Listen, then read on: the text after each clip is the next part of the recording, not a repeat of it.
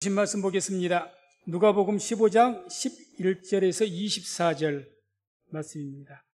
누가복음 15장 11절부터 24절의 말씀 같이 말씀을 합독합니다.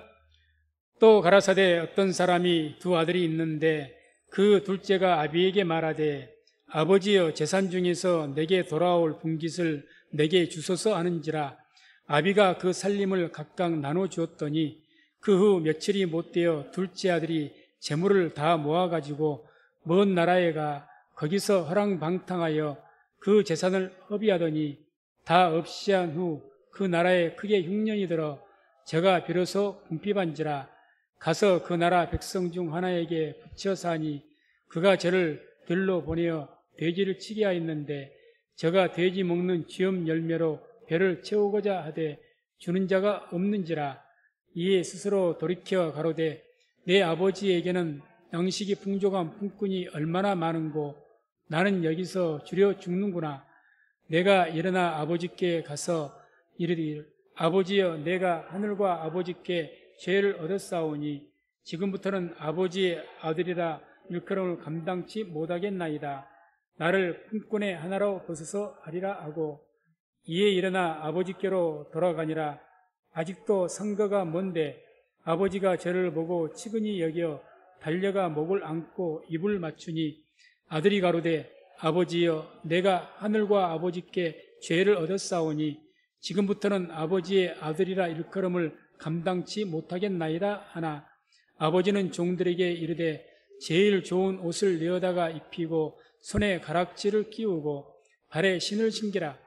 그리고 살찐 송아지를 끌어다가 잡으라. 우리가 먹고 즐기자. 이 내 아들은 죽었다가 다시 살아났으며 내가 잃었다가 다시 얻었노라 하니 저희가 즐거워하더라. 아멘.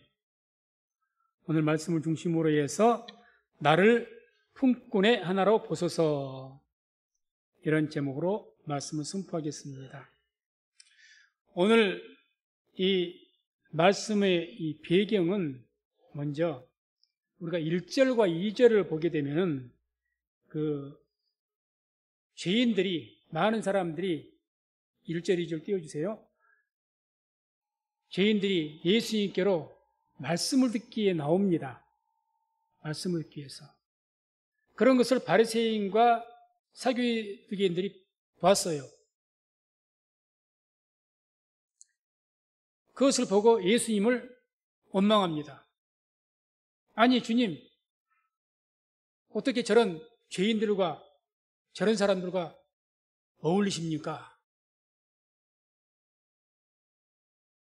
아마 이 말을 들었을 때 예수님도 참 기가 막히셨을 겁니다. 예수님께서 보시기에 바리새인의 죄가 더 클까요? 이들이 말하는 이 죄인들이 더 죄가 클까요? 누구의 죄가 더 클 것 같습니까? 주님께서 보시기에 아마 바리새인의 죄가 훨씬 더 클 겁니다. 아이, 목사님 무슨 말씀이, 아무리 그래도 바리새인들이 그래도 하나님을 누구보다도 성실하게 믿었던 사람들이고 죄인들이야 평생 죄를 짓고만 살았던 사람이고 이제야 조금 정신 차리려고 하는 건데 그러겠습니까? 주님께서 바리새인에 대해서 화를 선포한 것을 보면 무섭도록 화를 선포하시죠? 꼭 그런 내용만 우리가 봐서 그런 것이 아니라 이렇게 생각해 보면 됩니다. 이런 바리새인들이 비방하는 이 죄인들은요, 그 죄로 인해서 자기만 망하게 될 뿐입니다. 그러지 않습니까? 죄를 짓다가 그냥 자기만 멸망을 하는 거예요. 일반적으로 그들이 짓는 죄는. 그런데 바리새인들이 짓는 죄는, 이들이 주로 어떤 죄를 많이 짓습니까? 이들은 율법으로는 잘 죄를 안 지어요. 거의 전혀 안 짓게 하겠습니까? 그런데 남을 비판하고 정죄해서 많은 사람들을 실족하게 만들어버립니다. 그러니 주님께서 보시기에 어떤 죄가 더 크다고 생각하시겠습니까? 지금 너희가 말하는 이제 간음하는 사람도 있습니다. 도적자도 있습니다. 강도도 있습니다. 살인자도 있습니다. 어떻게 저런 죄인들과 세리와 저런 죄인들과 어울리십니까? 상종도 안 해야 될 사람들 아닙니까? 이야기 아니겠어요? 근데 주님께서는 보시기에는 그들은 그들의 죄를 만약 끝까지 회개하지 않는다면 그 죄를 죽을 것이다 그 말이에요. 자기들이. 너희들의 죄는 너희만 죽는 것이 아니라 너희 주위에 있는 사람 다 죽여버린다는 거죠. 무서운 죄죠. 무서운 죄. 우리가 인생을 살아가면서 이걸 잘 기억하시. 하나님 앞에서 내가 어떤 죄가 더 클까? 사람 앞에서 씹는 범죄, 예를 들어서 최고 큰 죄가 사람을 죽이는 죄겠죠. 남의 것을 도적질하고 거짓말하고 간음을 행하고, 얼마나 나쁜 죄입니까? 남의 인생을 망쳐버리고 큰 죄입니다. 그런데 그런 죄들보다, 사람 앞에서 지는 죄보다 하나님 앞에서 범한 죄가 훨씬 더 크다는 이야기죠. 하나님 앞에서. 그러니까 주님께서 지금 그들 말 듣고 기가 막혀. 그래서 오늘 이 말씀을 주신 겁니다. 이 말씀을. 이른바 탕자의 비유라고 하죠. 돌아온 탕자의 비유. 우리 예수를 믿는 사람들에게 널리 알려진 비유고 말씀입니다. 그래서 이 탕자의 비유는 비유이기 때문에 여기에서 나오는 아버지라고 일컬어지는 분은 하나님을 의미하고, 큰 아들로 일컬어지는 그런 분은 바로 유대인들 또는 스스로 의인이라고 여기는 이 바리새인들과 같은 사람들, 그들을 여기는 것이고, 둘째는 이방인들, 죄인들, 이런 사람들을 상징하고 의미하고 있습니다. 그런 가운데 이제 말씀을 하시는 거예요. 그래서 이 말씀을 통해서 우리가 한번 생각해 볼 것이 있습니다. 먼저 내용을 보게 되면 어느 아버지에게 두 아들이 있었는데 이 둘째가 먼저 아버지에게 나 재산 미리 물려주세요. 참 당돌한 거죠. 장남도 가만히 있는데. 그러더니 그 재산을 받아가지고 먼 나라로 가가지고 허랑방탕했다. 그러더니 이제 다시 아버지께로 돌아왔더니 아버지가 그를 환영하고 그를 영접하였다. 이런 스토리 아니겠습니까? 여기에서 우리가 생각해 보겠습니다. 먼저 이 둘째 아들이 왜 아버지를 떠나서 먼 나라로 갔을까? 왜? 굳이 또 먼 나라까지 갈 필요가 있겠는가? 가면은 조금 저쪽 마을에서 살든지 먼 나라로 가버린 거예요. 왜 굳이 아버지를 그렇게 떠나려고 애를 썼을까? 본인도 아버지에게 생각 한번 우리가 해봅시다. 아버지가 아직 눈이 시퍼렇게 살아있어요. 그런데 재산 달라는, 유산 달라는 것은 무슨 말입니까, 이게 지금? 본인도 그런 부담이 있을 겁니다. 형도 가만히 있어요. 장남도. 그런 부담을 물리쳐 가면서까지 아버지 내게 재산 주세요. 그래서 아버지를 떠나기 위해서 이렇게 애를 썼다는 거죠. 왜 그랬을까? 왜? 그 첫 번째로 우리가 생각해 볼 수 있는 것은 이 둘째 아들은 아마 아버지의 간섭을 받기 싫었던 겁니다. 아버지의 통제를 받기가 싫은 거예요. 오늘날 우리가 교회를 이렇게 성실하게 다니다가 시험이 들어서 교회를 떠나고 또는 예배를 멀리하고 소홀히 하게 되는, 그렇게 떠나는 모습을 보이는 이유는 뭡니까? 그 마음속에 뭐가 있습니까? 자꾸 어떤 것이 있습니까? 시험 들 때는 교회에 대한 하나님 말씀으로 인해서 자기가 간섭받고 통제받기가 싫은 거예요.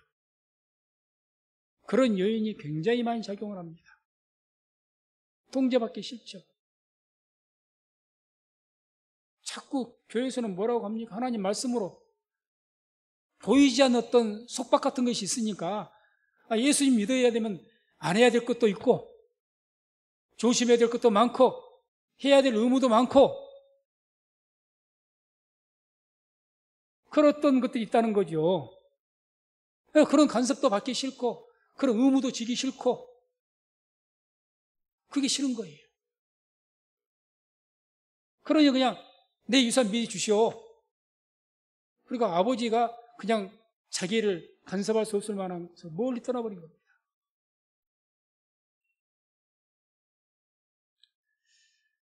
참 이런 탕자와는 반대로 우리가 구약 성경 보게 되면 다윗은 참 하나님께서 사랑하실 만한 그런 분이었죠. 다윗은 오히려 이렇게 성경 사무엘하 6장 1절 2절을 보면 자기가 통일 왕국 왕이 되자마자 가장 먼저 한 일이 뭔 줄 아십니까? 법궤를 시온성 예루살렘으로 이송하는 일이 되겠습니다. 가장 먼저 했던 일. 그래서 아주 정성스럽게 그 법궤를 이송한 거죠. 예루살렘으로. 자기 왕궁이 있는 바로 옆으로. 아직 성전이 없고 성막만 있을 때죠. 이건 뭘 의미한 줄 아십니까? 법궤가 오면 대제사장도 함께 오고 제사장들, 모든 레위인들, 종교 지도자가 다 함께 오게 됩니다. 사울 왕이 왜 40년을 통치하면서 한 번도 법궤를 자기가 있는 그 성으로 모시지 않았을까요? 제사장들 간섭 귀찮거든요. 하나님의 말씀이라고 왕이시여 이러지 마시옵소서, 저러지 마시옵소서, 왕이시여 이렇게 하시옵소서, 이런 소리 듣기 싫은 겁니다. 쉽게 말하면 간섭받기 싫은 거예요. 다윗왕은 달랐습니다. 왕이 되자마자. 율법은 뭐라고 말씀하죠? 왕에 대한 그 규례를 주시는데 신명기 보면 율법은 뭐라고 합니까? 항상 율법을 등사해서 내 곁에 두라고 했어요. 곁에 두라.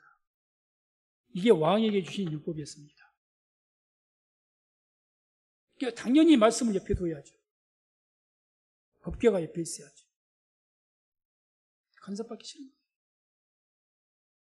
우리가 신앙생활에도 그런 요인들이 많이 있지 않습니까? 아유, 어떻게 자꾸 목사님이 이래라 저래라 하는 것도 어떨 때는 좀 듣기 싫고 간섭받는 것 같고 굳이 내가 그렇게 어떤 보이지 않는 간섭이나 통제 그런 눈치 보면서 살 필요 있겠는가?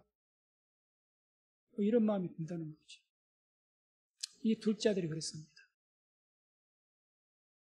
두 번째로 우리가 생각해 볼 수 있는 것은 이 둘째 아들이 왜 먼 나라로 떠났을까?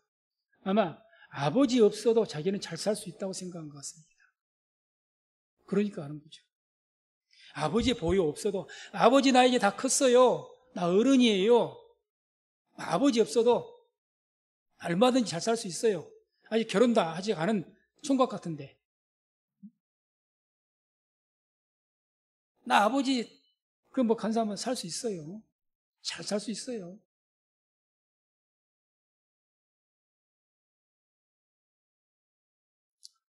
이런 어떤 것들 때문에 아버지를 멀리 떠난 거죠. 그러니까 아버지의 어떤 속박, 아버지의 간섭, 통제 이렇게 말할 수 있는 것들 당연히 부모님과 자식에 대해서 그런 것들이 있죠. 우리가 한번 연을 날리는 것을 한번 생각해 보십시다. 저는 어렸을 때 참 연을 많이 날렸던 것 같습니다. 학교에서도 연 시합을 시키니까 만들어서 방패인 것도 직접 학교에서 만들고 요즘에는 애들 거의 그러지 않는 것 같은데 만들어서 시켜서 연을 좀 날려봤는데 이 연이 참 잘 날면 멀리 바람을 잘 타면은 창고에 올라가면 아주 높이 납니다. 이렇게 생각, 이 연 실만 없으면 지가 더 멀리 창공을 홀홀 날아갈 텐데 이렇게 생각하십니까? 아무도 그렇게 생각하신 분이 없을 겁니다. 왜? 연이 실이 끊어지면 그 연이 어떤 꼴을 당하는지 우리가 다 알기 때문에 얼마 못 가서 꼬꾸라져서 땅바닥에 곤두박질 쳐요. 잠깐 날 뿐입니다. 자, 연실이 이 연을 구속하고 속박하는 것 같지만 그게 아니고 연을 더 높이 날게 잘 날 수 있게 만들어진 것이 연실입니다.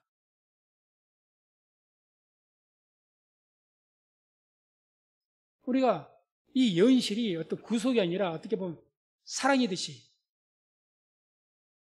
하나님의 통제도, 하나님의 말씀도 그 말씀으로 우리를 속박하려고 하는 것이 아니라 우리를 보다 더 높이 자유롭게 날게 하기 위한 연실과 같은 것이 바로 하나님의 말씀입니다.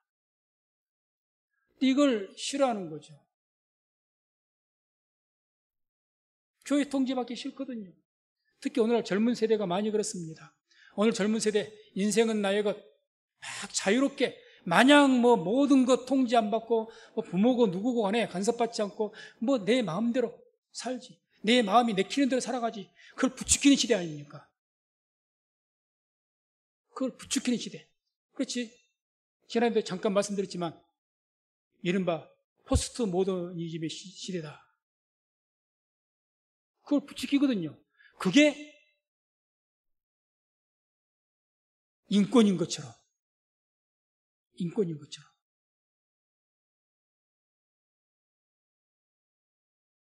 그러나 이 연실이 끊어지면 하나님을 떠나면 어떻게 됩니까? 아버지를 떠나면 얼마 못 가 곤두박질 칩니다.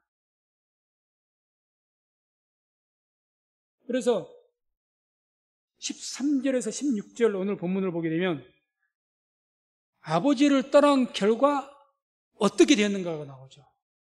아버지를 떠난 결과 13절에서 16절 보게 봅니다. 그래서 아버지를 떠나게 됐더니 먼저 어떤 일이 일어납니까? 이 둘째 아들이 잘 살 줄 알았더니 허랑방탕하였다, 허비하였다는 말이 나옵니다. 허랑방탕하게 살고 허비하는 삶을 사는 거죠. 인생을. 왜 그렇게 살았을까요? 아무도 지도하고 통제해 주는 분이 없거든요.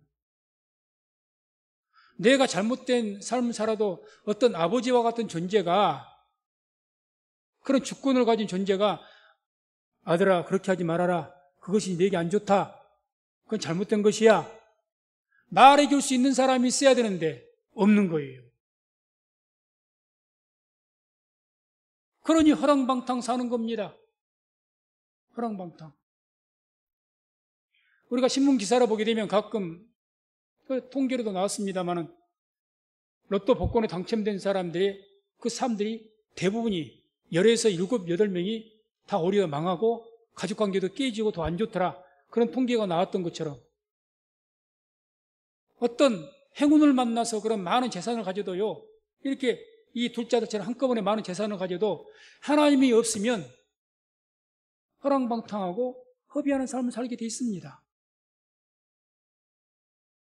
아무도 통제하지 않거든요.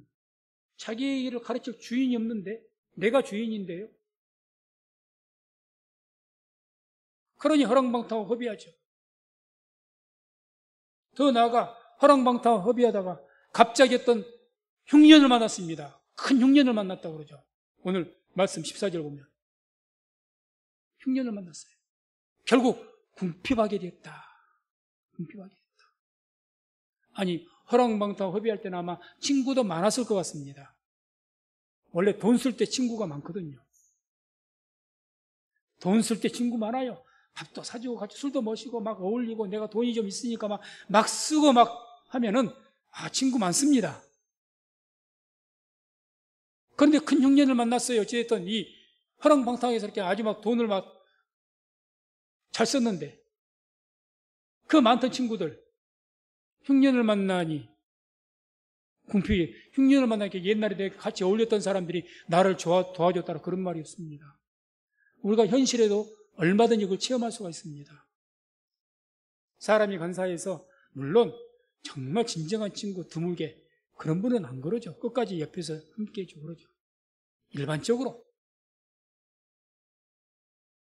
돈이 있을 거 많이 허랑방탕하게 같이 어울리고 즐기면 친구들 좋아합니다. 박수 쳐줍니다. 함께 해줍니다. 근데 큰 흉년을 만나고 내가 궁핍하게 되면요, 병이라도 들면 다 떠나가 버립니다. 혹시라도 전화 오면 바쁘다고 합니다. 먼저 그 사정을 딱 듣고 혹시라도 돈 빌릴까 싶어서, 돈 말할까 싶어서 끊어버립니다. 핑계댑니다. 그런 것들이 인생의 현실이지 않습니까? 그렇게 되는 거예요. 하나님을 떠나면요, 아버지 떠나면 그렇게 됩니다.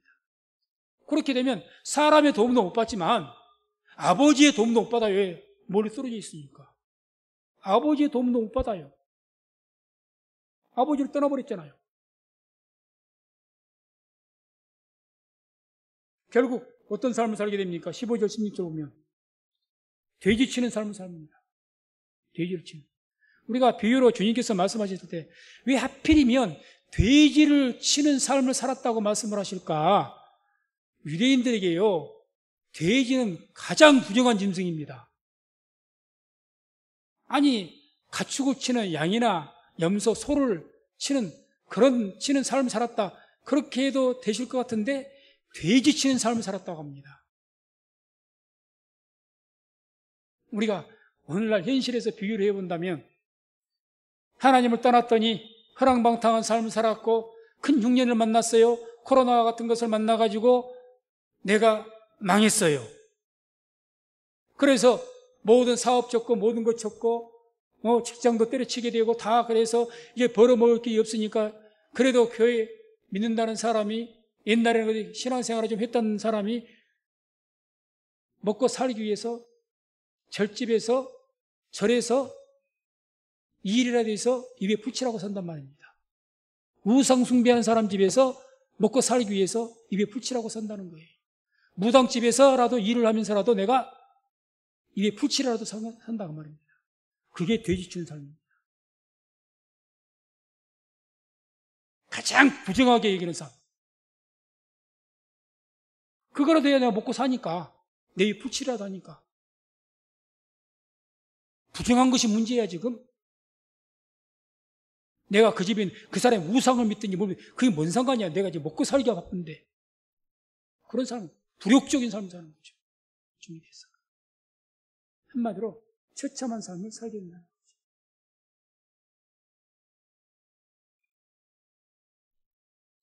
그래서 이와 같이 하나님을 떠나면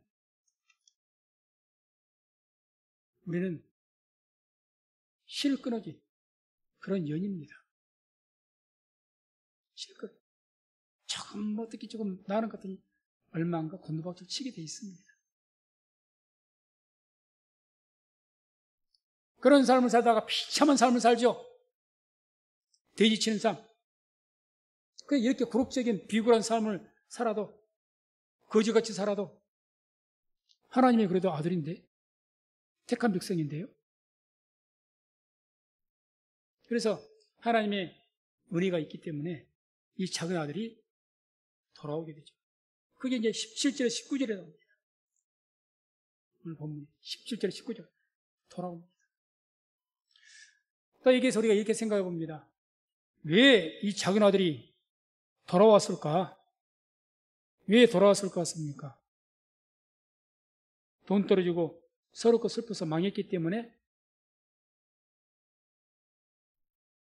그건 아니라고 봅니다.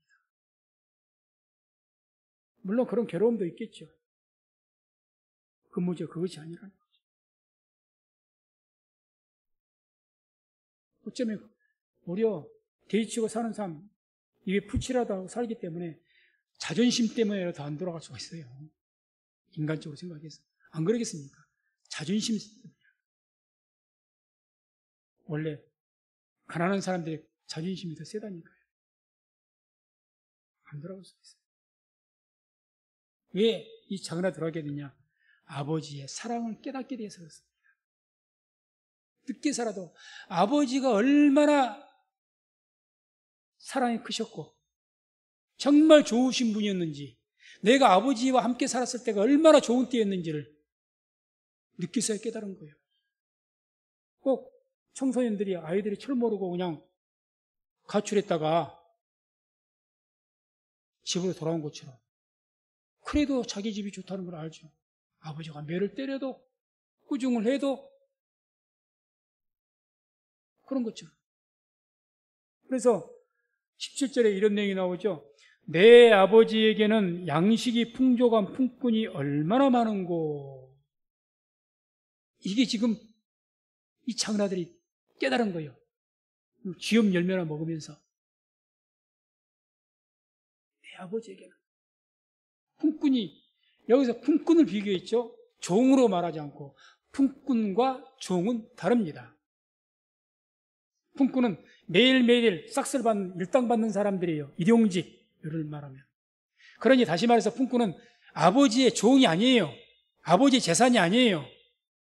아버지와 관계가 없는 사람이에요. 그때 필요할 때 쓰고 돈 몇 푼 줘서 보내면 그뿐입니다. 그런데 그런 품꾼도 종도 아닌데 그런 품꾼도 양식을 풍족하게 주셨던 아버지라는 거죠. 보수를 넉넉하게 주셨던 아들도 아니요. 종이라면 자기 재산 아닙니까? 재산을 잘 보존하기 위해서 양식을 많이 줄 수도 있잖아요. 이 재산이니까. 옛날에 종은 자기 재산이니까. 품꾼이에요. 종이 아니에요. 아버지 재산이 아닙니다. 관계가 없습니다. 그런 전혀 관계가 없는 자들에게도 그렇게 풍족하게 양식을 주시는 아버지. 그런 풍성한 아버지를 그 아들에게는 얼마나 했겠습니까? 그 아버지의 사랑을 몰랐던 거예요. 그냥 아버지의 사랑이 당연한 것을 알았고, 부모의 사랑이 당연한 것을 알았고, 하나님의 사랑이 당연한 것을 알았고, 그러니까 그 안에서 아버지 자꾸 이래라 저래라, 이건 하지 마라, 이건 이렇게 해라, 이게 듣기 싫은 거예요. 이렇게 나가버린 거죠. 나가겠어요. 오늘날 그래서 영적인 가출을 하는 겁니다. 그러다가 하나님의 택한 백성은 반드시 이 둘째 아들과 같은 비슷한 꼴을 당하죠. 그래서 돌아오게 되는 거죠. 하나님 결국 부르시니까 영혼은 구원시켜야 되니까. 그래서 우리가 하나님의 사랑을 깊이 깨닫고 알아야 됩니다. 하나님의 사랑. 호세아서 6장 1절 3절을 한번 보게 되면 우리 이 말씀 같이 한번 합독합니다. 오라 우리가 여호와께로 돌아가자. 여호와께서 우리를 찢으셨으나 도로 낫게 하실 것이요 우리를 치셨으나 싸매어 주실 것임이라. 여호와께서 이틀 후에 우리를 살리시며 제3일에 우리를 일으키시리니 우리가 그 앞에서 살리라. 그러므로 우리가 여호와를 알자. 힘써 여호와를 알자. 그의 나오심은 새벽빛같이 일정하니 비와 같이 땅을 적시는 늦은 비와 같이 우리에게 임하시리라 하리라. 아멘. 여호와께서 우리를 찢으셨으나 도로 낫게 하실 것이요 우리를 치셨으나 싸매어 주실 것입니다. 어떤 하나님 알자는 겁니까? 하나님께서 우리를 때로는 치실지라도 다시 치료하실 것이다. 그런 하나님. 자, 여기서 우리가 이런 하나님을 알아야 됩니다. 하나님께서 우리를 찢으시고 치시는 그 하나님의 마음을 우리가 읽을 수가 있어야 됩니다. 하나님께서 자기 자녀를 치시고 찢으셨을 때 즐거우셨을까요? 성도님들은 자녀들을 회초리로 때릴 때 즐거우시던가요?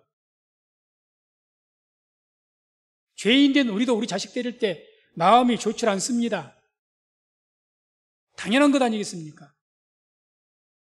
하물며 우리를 사랑하심으로 하나님의 독생자이신 예수님을 우리에게 보내신 대신 죽으시기까지 희생을 치르신 하나님이신데 우리를 찢으셨을 때, 우리를 치셨을 때 얼마나 하나님의 마음 아프셨겠습니까?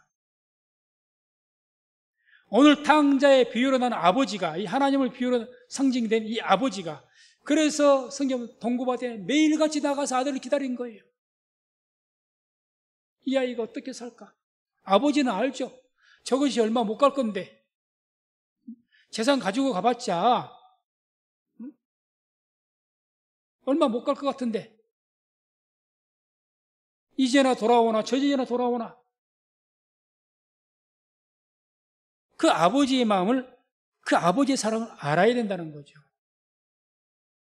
이렇게 아버지의 사랑을 우리가 알지 못하면요, 우리는 우리의 죄가 무엇인지를 알지 못합니다.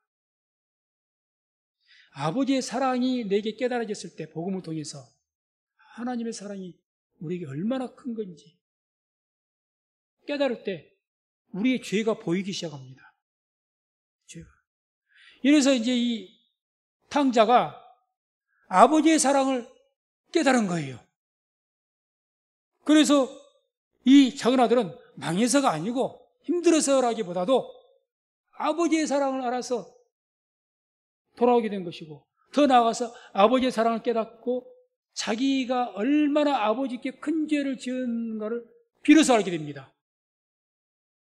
비로소 자기가 아버지를 떠난 것이 이게 너무 큰 죄로구나, 이걸 깨닫게 되는 거죠. 그 말씀이 바로 18절에 나오죠. 본문에. 아버지여, 내가 하늘과 아버지께 죄를 얻었사오니.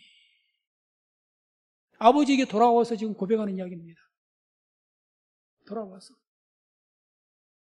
아버지에게 뿐만 아니라 하늘과 아버지께 죄를 얻었습니다. 그러니까 정말 큰 죄를 지었습니다. 그 말이에요. 조금만 일찍 깨달았더라면 먼 나라로 떠나가려고 했겠습니까? 그러니까 자기가 아버지를 떠날 때 그게 아버지 앞에 얼마나 큰 죄인지 이게 그걸 몰랐던 거예요. 그러니까 떠나죠. 그러니 가출을 하죠. 그게 얼마나 부모의 가슴에 못을 박는 일인지, 하나님의 마음에 못을 박는 일인지.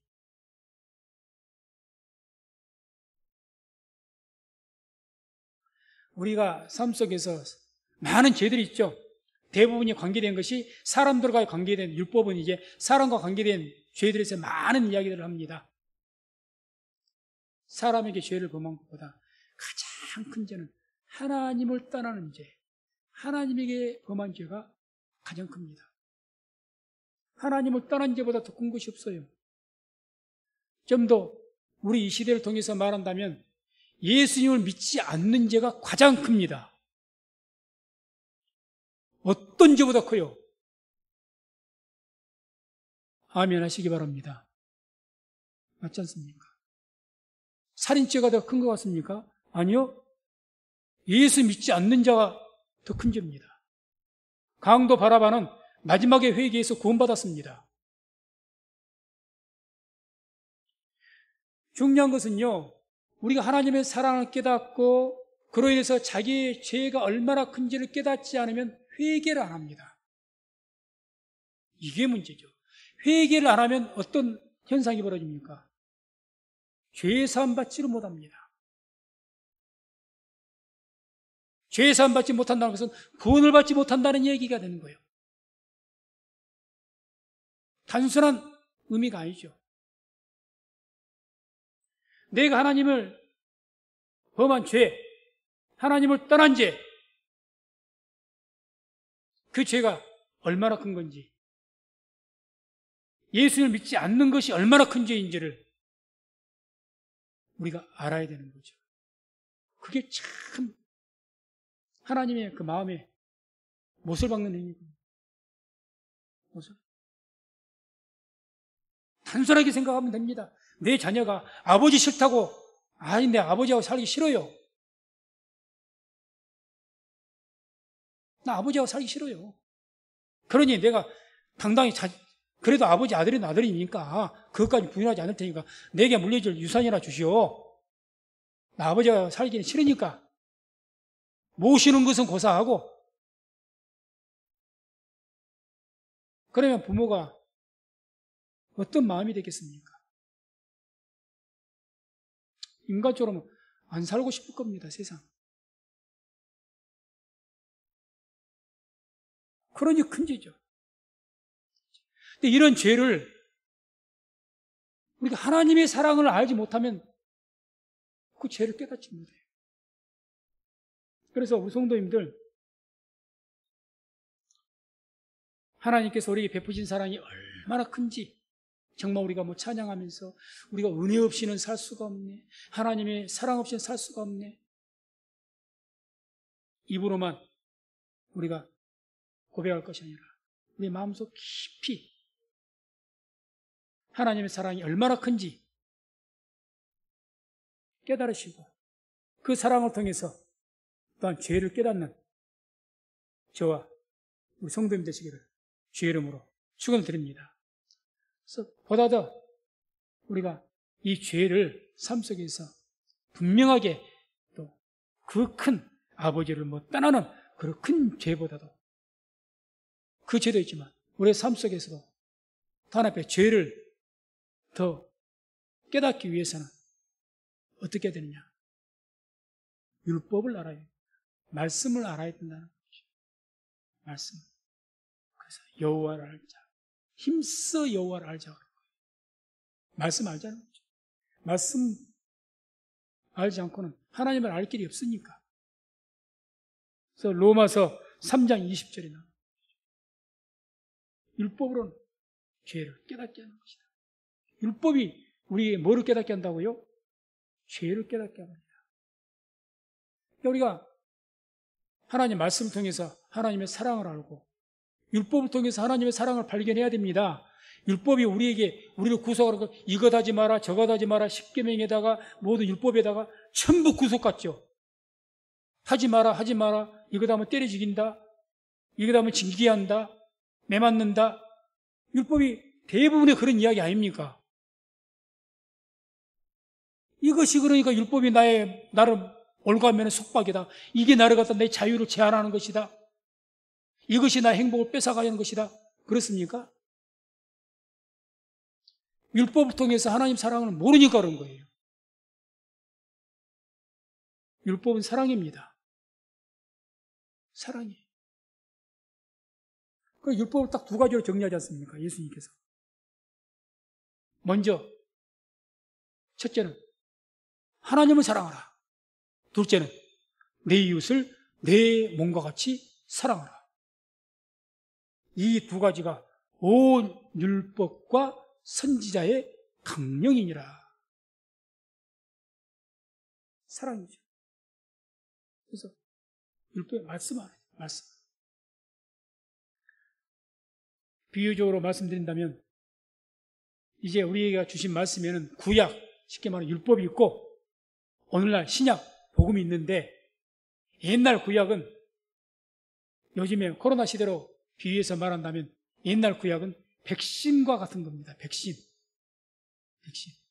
백신이 어떻게 하죠? 우리에게 백신을 맞아서 치료시켜주는 게 아니에요. 그러죠? 이 백신을 통해서 우리가 그 코로나 들어오지 못하는 면역 체계를 세워주는 것 아닙니까? 면역 체계. 율법이 그런 거예요. 죄를 깨닫게 해서 죄에 대한 면역력을 키워주는 것이 구약 말씀입니다. 이해하시겠습니까? 구약은 백신과 같아요. 백신. 신약은 뭐냐? 치료제입니다. 치료제. 아직 치료제가 개발이 안 됐지만 코로나 치료제. 낫게 해버리는 것. 이게 복음입니다. 신약이고. 복음이죠. 그래서 히브리서 4장 12절 한번 보겠습니다. 함께 합독합니다. 하나님의 말씀은 살았고 운동력이 있어 좌우의 날선 어떤 금보다도 예리하여 혼과 영과 및 관절과 골수를 찔러 쪼개기까지 하며 또 마음의 생각과 뜻을 감찰하나니. 아멘. 하나님의 말씀은 살았다. 운동력이 있다. 자, 복음의 말씀은요, 이렇게 표현해요. 혼과 영과 및 관절과 골수를 찔러 쪼갠다. 이게 무슨 말씀인 것 같습니까? 외과 수술입니다, 지금. 오늘 어떤 암이 있으면 암 부위를 도려낸다는 이야기죠. 재간다는 이야기죠. 어떤 검보다도 좌우의 날선 어떤 검보다 예리해서 말씀이 검이라고 있잖아요. 말씀 곧 성령의 검. 에베소서에 나온 말씀이에요. 성령의 검으로, 말씀으로 우리 육신에 어떤 코로나의 질병이 있으면 그걸 치료해 주는 거죠. 치료해 줘. 그게 신약이고 복음입니다. 그렇든 우리가 이 작은 아들이 돌아온 것은 이와 같이 하나님의 그 아버지의 그 사랑이 얼마나 큰 것인지를 알게 돼요. 이 자체가 하나님 은혜죠. 그러니까 그로 인해서 자기의 죄가 얼마나 큰 죄인이었던 것인지를 깨닫게 된 거죠. 깨닫게 된 거죠. 그래서 위대한 복음을 깨닫는 자들마다 다 베드로도 그러고 사도 바울께서도 그랬고 나는 죄인이로소이다. 나를 떠나서서 나는 죄인 중에 괴수로다. 누구도 나는 의인이다. 이렇게 말하지 않습니다.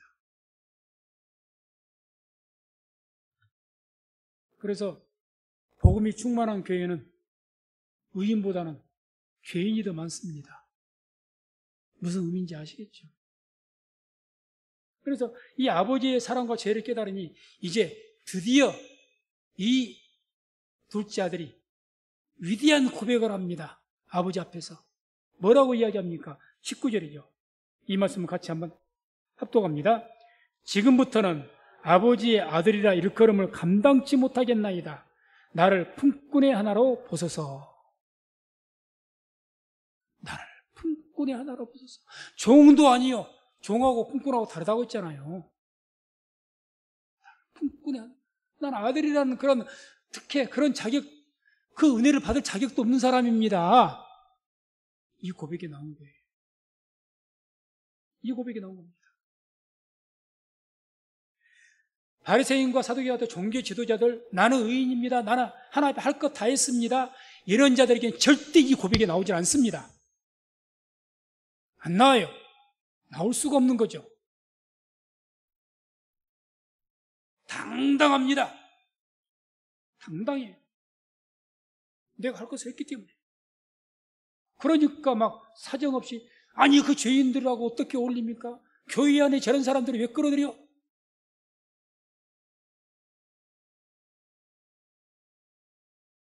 그렇게만 되는 거죠. 그런데 이 둘째 아들은 이런 과정을 통해서 하나님 은혜를 통해서 깨달은 그러니 위대한 고백이 나오죠. 나는 아버지의 아들이라 일컬어 받을 자격이 없습니다. 누구에게 하는 이야기예요? 자기 아버지한테 하는 이야기예요. 나를 품꾼의 하나로 봐주십시오. 자신을 철저하게 낮추고 겸손하게 되는 거죠. 겸손은 그저 되는 것이 아닙니다. 하나님의 사랑이 얼마나 큰 것인지, 내가 또 얼마나 큰 죄인인지를 알 때 자동적으로 자연스럽게 자신을 낮추게 되는 것이고 겸손하게 되는 줄로 믿습니다. 말씀을 믿습니다. 복음을 깨닫게 되면 하나님의 그 사랑과 내가 얼마나 큰 죄인인 것을 깨달으면 나를 품꾼의 하나로 보소서 이런 고백을 우리가 하게 됩니다.